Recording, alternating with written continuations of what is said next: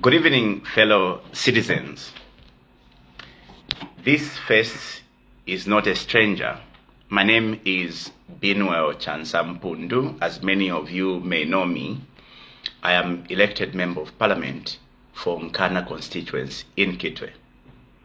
This evening, I decided to do just a little statement to you. It will be a point of reflection for many, I do realize. Now, today, I have turned a year older, and I am 43 years old. Now, this puts to rest the many debates as to whether Binwell is 43, 44, 50, or otherwise. Now, I know that there's been a serious debate as to whether I am old or young. So, it is now up to you to decide whether I belong to the old generation or I belong to the young generation. But if you ask me, I feel young. Now, I've taken this moment, this evening, just to say thank you. Thank you to all of you who have either sent me a message on my WhatsApp, on Facebook, into my Twitter account, Instagram, or TikTok. When I scanned through, I was prompted to just have a moment to say thank you because the messages have extremely been phenomenal. It only says one thing, that some of you may be paying attention to the little that I could be doing, and you thought it wise to wish me all those pleasantries. Now, there's a debate going on around as to who Binwell Mpundu is. I've often told this story to the many times that I've had interactions on different social platforms. But in short, Binwell Mpundu is, like many Zambians, one of those citizens who have not had it easy. I have struggled, I have lacked, but God has been extremely gracious to me. I have had immense opportunities to obviously forget the little challenges I may have had on my journey through life.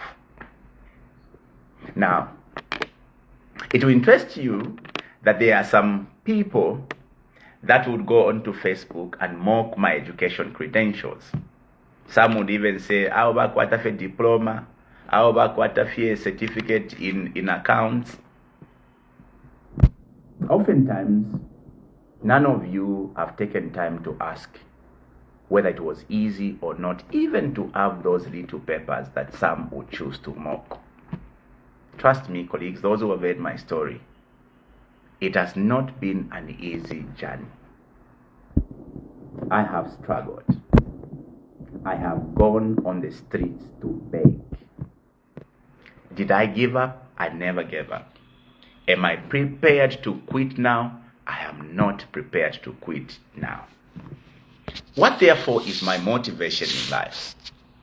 My motivation in life, fellow citizens, is to see that no citizen goes through the struggles such as those that I went through. Imagine, it took me 3 years to have an opportunity to attempt at a tertiary education after completing my grade 12 education. At some point, those who don't know my story, I even attempted to go to the army. I was actually accepted to go to the army, except as fate would be, I received my letter inviting me to go to Kohima on the same day, but later on, when I was expected to be in Kawe at 10 hours, I only received that letter later on around 15 hours. Today, Binwell Mpundu would have been a soldier. But I don't think God purposed me to go that route. So for those of you who take time to mock Binwell for having a diploma in law, having a NATEC and a Essentiate qualification, I will tell you this. Even those papers you are mocking did not come that easy. I struggled to have those. My struggles are struggles of the many Zambians dotted around the country. What should we therefore do, those of us who are privileged of being in leadership, is to ensure that no citizens goes through such troubles. So today, I just thought I make mention of this. Now, I have long decided to dedicate my life to uplifting the well-being of Zambian citizens, so that, like I've said, they do not have to go through the same struggles as I went through. And I thought it would best be done by going into leadership. And over the years, my passion has been about service, serving the Zambian people.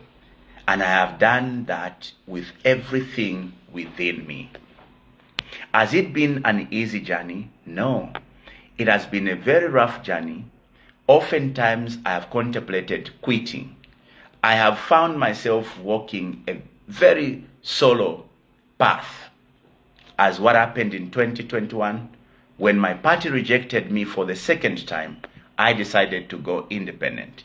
A very painful decision of having to walk away from something that I helped build. Do I have regrets? No, I don't have any regrets. I want to believe that is what God purposed me to do or to be. What am I called to do now? I think that I have a calling to contribute to reshaping our country. I am one of those who believes that Zambia has derailed. Everything, if you are not economic with the truth, is going in the opposite direction. Contrary to assertions that things are okay, those who are not scared of confronting the truth will tell you things are extremely bad. Everything has fallen off or apart. Governance, we are at the worst record.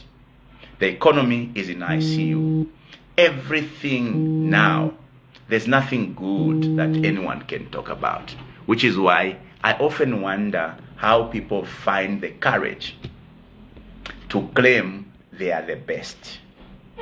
Now, I have dedicated my time to helping create an agenda for Zambia.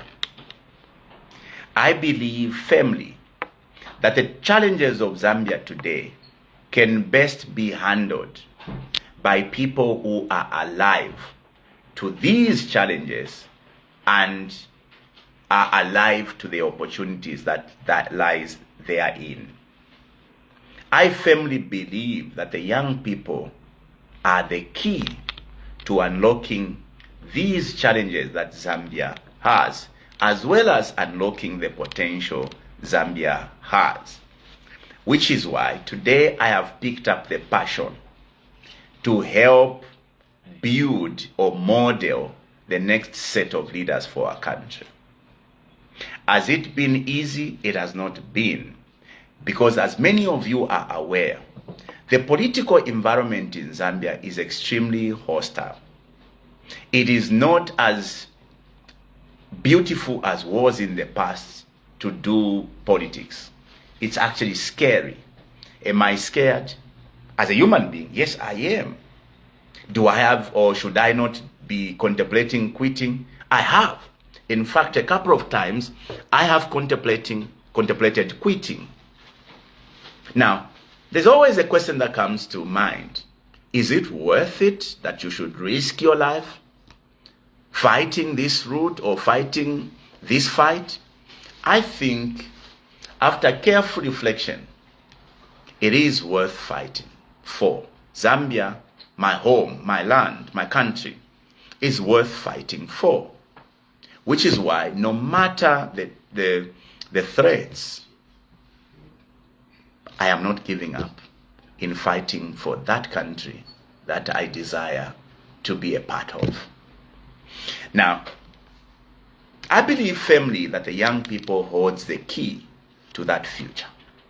What, therefore, is the power of the young people? Where does the power of the young people lie? With a population as big as 75% of young people aged between 35 and below. I think numbers alone are enough for the young people to be able to decide the destiny of this country. But how should that be done? Unfortunately, despite the numbers, or in spite of these big numbers, there's only one thing that the young people must do now: to get those two important registration or national documents, if you want to call them that way. That is an NRC and a voter's card. Interestingly, those in power today embarked on an exercise to give national registration cards to our young people across the country.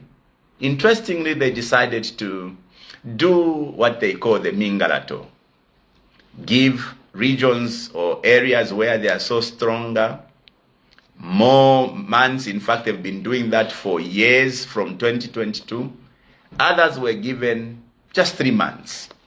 I received phone calls today from a lot of people in Luapula province who were complaining that every Boma center you go to today does not have materials for those NRCs. Very sad story.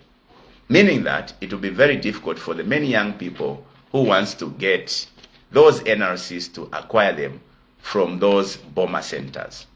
Which is what bothers me as to the type of leadership we have in Zambia. Those who seize NRCs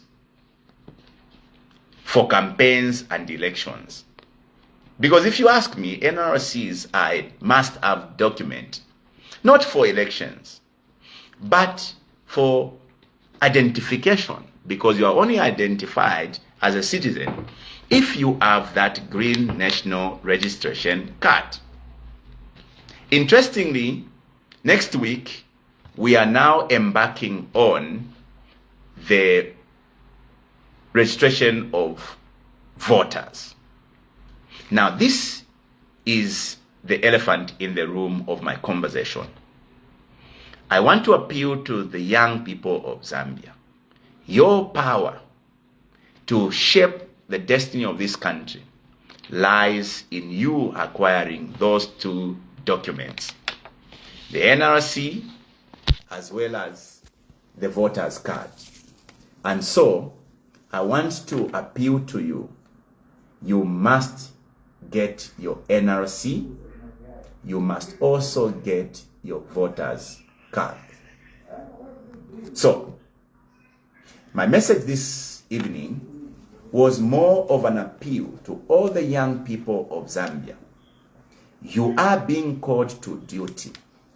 You are being called to service.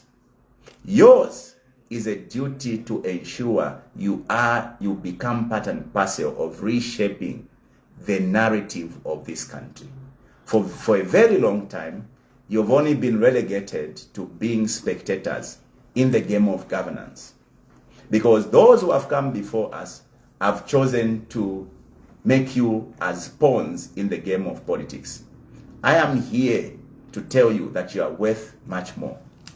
When they call you junkies, I think you are our leaders. But you must do something. You must now get involved. So here is a call to you that the NRC, or rather the voter registration exercise, is commencing next week. They've allocated a very short period of time, just about a month or so. The target of 3 million Zambians cannot be attained in that 1 month. So there's an online voter registration exercise going on now. Take advantage. You are a technology era, and therefore you must take advantage of the online registration and get your voter's card. Because your power does not just lie in the numbers you have. Your actual power lies in you having those documents, your NRC and your voter's card. I will continue having these interactions. We're going to start speaking to a number of things, especially about the movement for good governance, Ichabache. But this message was basically meant to just appeal to you, get involved, go and get your NRC, go and get your voter's card, because that is where your power to be part of the narrative of governance in Zambia is, hinged. My name is Binwell Mpundu. Thank you very much.